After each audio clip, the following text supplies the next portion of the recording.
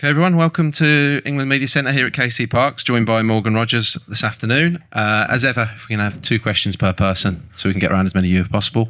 We'll get underway with Rob. You got the mic? Got it. Yeah, there you go. Morgan, great to see you, mate. Look, we've seen some amazing scenes all over social media of you guys celebrating over in Mexico City. We've seen John Stones pretending he's got a shoulder injury. We've seen the manager dancing around the changing room. We've seen Harry Kane lose his voice. I mean, try and give us an insight, can you, into the celebrations after that? Just how special it was, how much it meant to you guys. Yeah, I think everyone would say it's probably the best way to win in the sense of when you go through so much adversity in the games, so many tough moments in the game, and then to come out on top, that feeling of when the final whistle goes and that relief of kind of backs against the walls for the last 20 minutes or whatever, and once it goes, that relief and then that excitement and joy of what we've accomplished and what we did, and yeah, the changing room and all that was a great place to be at the time. And yeah, I think we were a bit tired and a bit dead afterwards, I'll be honest. I think it took a lot out of us and we all stuck together, but it was a lovely moment to be a part of. That was going to be my next question, really. I mean, we saw a few of the guys missing training today. How much has it taken out of you across the squad as a whole? Some of the guys are struggling a bit with fatigue, I'm guessing. Yeah, of course, you could see it. Everyone was giving everything. Obviously, we were down to 10 men, everyone playing for an extra person and giving their all. And yeah, a few players have obviously played a lot of minutes this season, a lot of minutes in the tournament, and yeah, just resting the legs. But I'm sure everyone will be fit and raring to go. It's another opportunity in a couple of days to go again, and we'll be ready for that. Thanks. Hi, Morgan. As you said, it was backs against the wall at times in Mexico in their own stadium. So what's it meant for the team knowing you can produce those performances, you can go through that adversity in a massive game? I think it was more about showing everyone else. I think we knew that within ourselves, that we had that extra bit, that what it takes. Everyone can be a good team, everyone can have good players and win games off ability, but we knew we had that difference of togetherness, grit, determination that I think hadn't been shown yet in the games we've played and the way that they've gone. It hasn't necessarily required that. So a game to require that and to win that way, I think, showed to the world that we can win in different types of ways with different atmospheres, different environments that you have to go through as a team. And to do that, I think gives us a lot of confidence, but I think gives the fans back home and everyone that extra bit of belief that no matter how the game's going, we'll find a way, and we've got the ability to find a way. So I think that's the most important thing coming from the game. It's been a special season for you as well. Europa League Player of the Season, won a trophy, now here, and lots of talk about you starting in for England and also club stuff as well. So how have you done with all that talk around your name alongside that success? Just take it day by day and enjoy it. They're the right conversations to be in. That's the most important thing.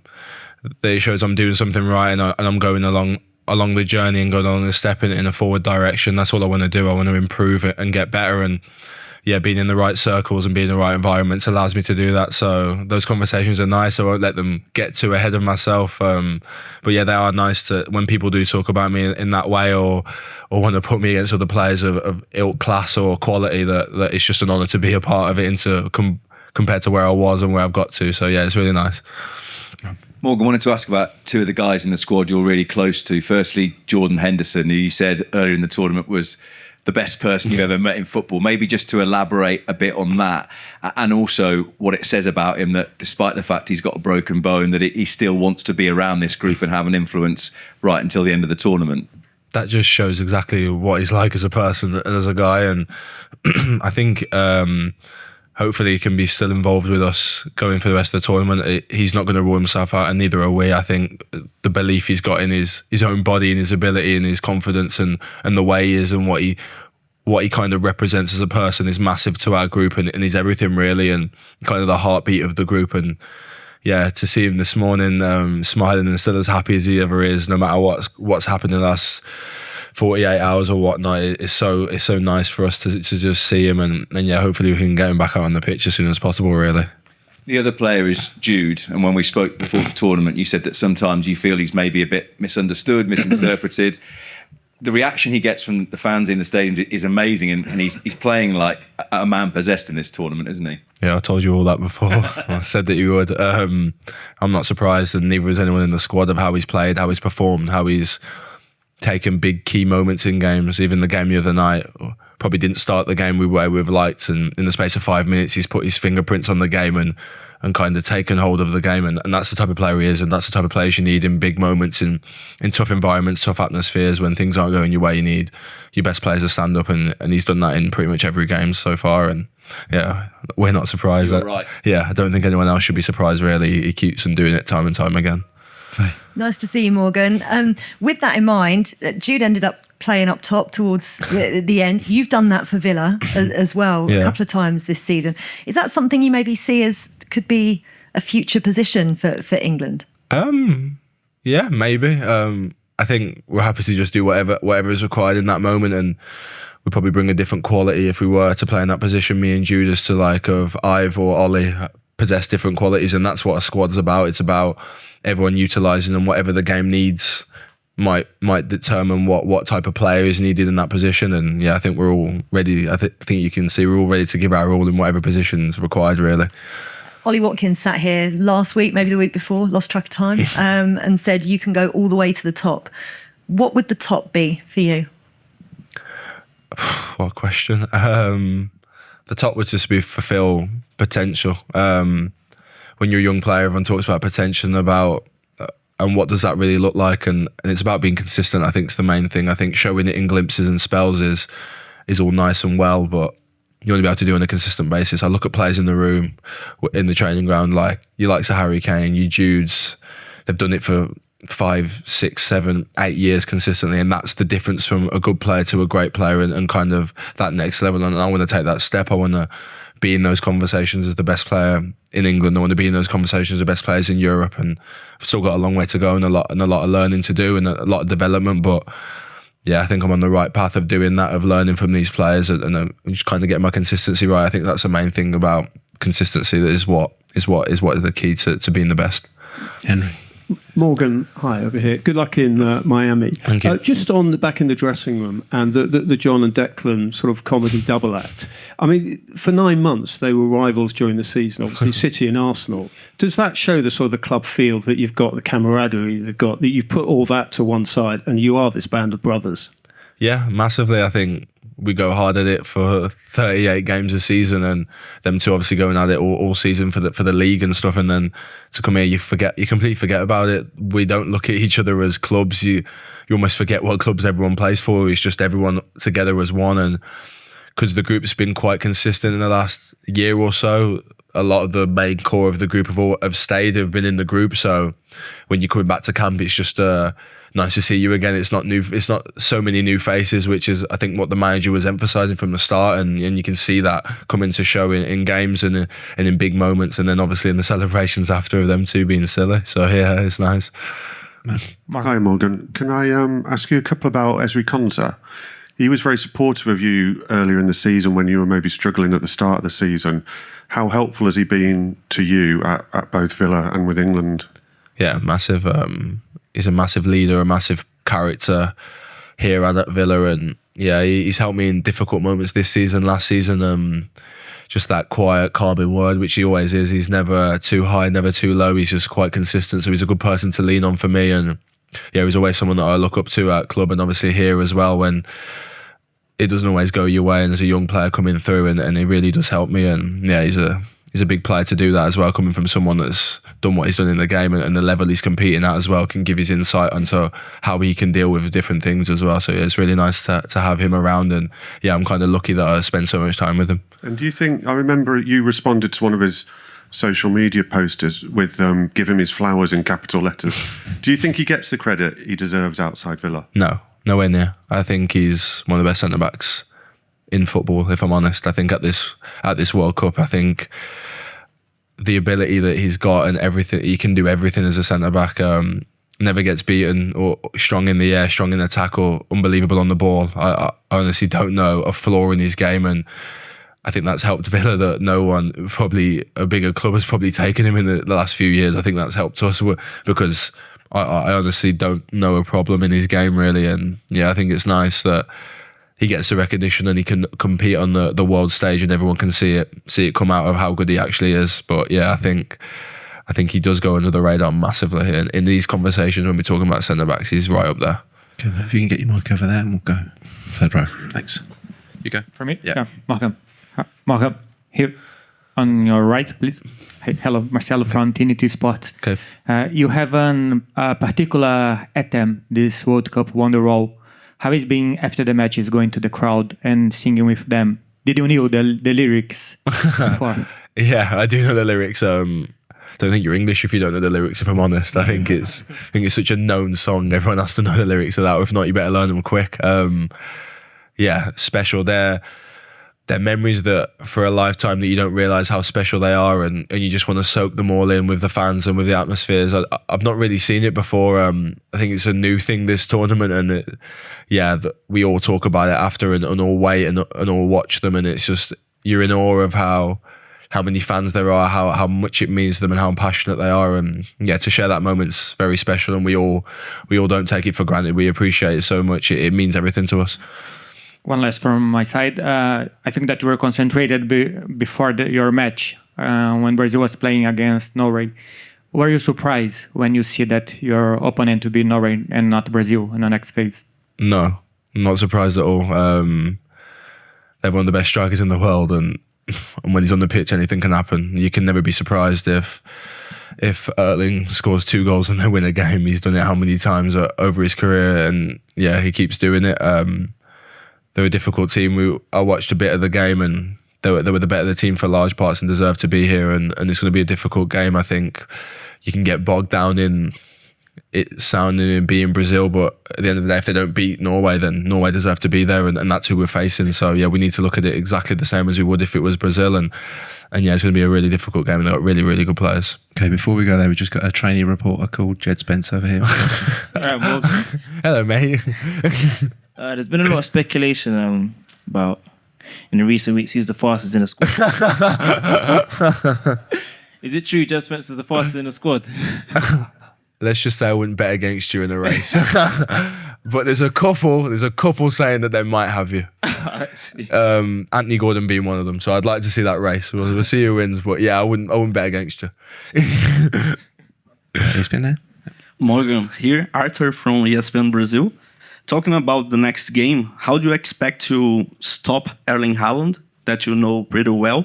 And to talk about this battle against Harry Kane, one of the most great strikers of the whole world. Has anyone ever stopped Erling Haaland? I'm not sure they have, but we're going to try. You're going to have to try. I think he's such an unbelievable player. The things he does, the numbers he puts up, you're just in awe of how good he is and the level he's at. We're going to have to maybe try and stop how they play and work on those things and stop how the balls go into him and how he gets his chances, because he's so deadly in front of goal, and we got to be aware of that. We got to know that, but also it's not just him. They've got other good players as well that we play against regular basis in the Premier League that we need to be mindful on, and they're a really good team. I think that's what their biggest super strength is, that as a team, as a unit, they're so strong. The Harry Kane Haaland debate, will live on. I think completely different strikers, but both they're the two for me at the top of their game, and in this tournament have been two of the best players at this tournament. And it's a spectacle, I suppose, for the fans. That's going to be a good one, and to see who comes out on top. And I hope it's Harry, and I'm sure it will be. I think we've got that confidence in him, and he's playing at probably the highest level he's ever played at, which is madness to say because of what he's been doing for so many years. To say that this is the best is crazy, really, but. He's such a good player, such a good leader, and we'll be leaning on him for the game for sure. Okay, Hamza at the back. Hi Morgan, I know you just said it's quite difficult to keep Haaland quiet, but in Villa's past 3 matches at Villa Park against City, I don't think he scored. How did you guys manage to do that? You mentioned trying to limit the supply into him, but in practical terms, what did that mean? Was that about what you did at the front? Was that Ezri at the back? Could you just explain what that is? Maybe a bit of luck as well. I think we've done well in those games against City, and we've won those games, but every game's a different game, and you can just turn it on with a click of a fingers. I think we've just got to be so focused, so aware of the runs he makes, of where he is in the box especially, and how deadly he can be. I know we've done well as Villa, and Ez is obviously a great defender to have on your side to come up against him, but I don't think it's just Ez. I think it takes a whole team effort to stop someone like that and stop their supply line, and that's what we've got to kind of look at what they do as a team and how well they are, and how he creates them chances and try and nullify them as best as possible. But it's going to be difficult because not many people can. So we'll be ready. Thank you. Okay, Hamza, bring the mic forward in the middle, and we'll go Jack next. No. Anna, just Anna to the. That's it. But we go Jack next, and then you. Hey Morgan. From the outside, it seems like Jude is really confident, happy, relaxed here in camp at the moment, and that's coming across on the pitch. You're his mate. Is that the feeling you get from him? Yeah, but I always get that feeling from him, to be fair. I think as players and as us and around his group, he gives that every camp I've been on with him, and obviously away from the camp as well. That's the type of person he is. You see his hunger to win, his drive, and how much it means to him to decide these matches and to be the man to kind of take us forward. And I think everyone at their happiest is always playing better, and he's really happy. He's really enjoying his football. I think the injury that this season helped him actually with kind of the break. He's played a lot of games over the last few years, so I think that would have done him a world of good in hindsight, especially getting him ready for this. And he's just chomping at the bit to go and play again. And he's been at the highest level. So I think he's in a really good spell at the moment. Really good kind of headspace of his game and how he feels on the pitch and how he's deciding games. And from your point of view, in a game like Sunday where you came off the bench in the second half, what is, with a really specific job to do, what is the manager like with you guys on the bench if you know that you're coming on to do a really specific job? Is he very good with sort of instructions about what you're expected to do on the pitch? Yeah. I think as a group we're really aligned, as opposed to we know kind of what's going on. I think we're all aware of the game, we're all watching the game, we're all invested in it, and we all know the positions that we might be likely to come on in and stuff. And you can have your spin on what you're going to try and do if you do come into the game, but that all can always change depending on game scenarios. And just giving those clear instruction of what to do and who to help or what might need addressing on the pitch, and just trying to do that to the best of my ability, really. Hi, Morgan. It's Jens from VG, the Norwegian newspaper. I'm realizing that, or I'm seeing that you are going back to Kansas after the games and connecting with your base camp that you've had for such a long time. Norway is doing the opposite. They're just traveling directly to the next city. That's what I want to ask you as well. Now that we've gotten so far in the tournament, how is that working out for you, returning to a base camp between the matches? And what are the pros and if there are any cons for doing this? The only con I'd say is probably just the travel on the way back. You just want to get to your bed as quick as possible, and sometimes that might take longer than others. But the positives, I think, are massive. I think it feeling like home, it feeling warm. You can just relax and chill, and you're surrounded in your space and different things that you can get up to and do. And you want to try and make everything your home and as homely, as warmly as possible. So I think we enjoy getting back and knowing it's kind of our home for the block, and we can kind of relax, and we have our own room, we have our own dining table, and we can just really relax and chill out. So I think it's really worked well for us. I think we really enjoy the fact that we can always get back to base as quick as possible and then go from there and kind of get back in our routine and our structure. Okay, Tom. Hi, Morgan. Just back to Jordan. How important is it for everyone in the squad that he is staying on, and how much do you want to effectively do it for him now that he's not being able to be involved? I think he wants to do it for himself, I'll be honest. I think you'll see him on Saturday in one way, shape or form, and he'll be there, and he'll contribute to us playing and us being involved. And that's the person he is, that's the player he is. He always puts his ego to one side, or what he's feeling for the team, and he always puts us first and tries to help every player in the best way possible. Whether it be conversations, whether it be actually playing, that people forget about the player he is and what he's done in this game, that people kind of don't see and kind of put to the back of their memory, and what he's like in training with his standards and his drive. That rubs off on everyone else, and it makes us a better team because of it. So to have him back as quickly as in camp and back to normal him will be the best for the group, and we can't wait when that is. And just on Jude, I mean, it was obviously an unbelievable team performance against Mexico, but I think for a lot of us, it might well have been the best or one of the best individual performances we've ever seen from an England player. How many more levels do you think he's got to go from here? Can he get even better? Yeah, of course. He's 20, was he 23? Of course he can get better. Of course he can mature. His prime years are ahead of him, and that's what's so good about him, is what he's accomplished at such a young age. I think it's just so inspiring to everyone before him or everyone after him of what he's done and what he's accomplished. You forget how young he is. That's how good he's been. But I still think there's a long way to go, and he'll probably say the same as well. The drive and the hunger he's got in the game to what he wants to achieve. He knows that he's got things to work on, things to improve on, like we all do. And I think that's what's so exciting about being an England fan, an England player, being his friend. I think is just how far he can go. No one really knows, and kind of having no cap on what he can achieve, really.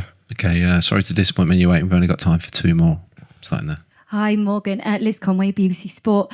You're 2 wins away from reaching a World Cup final. Are you even allowing your head to think that far ahead, or is it solely on the next opposition and the next match?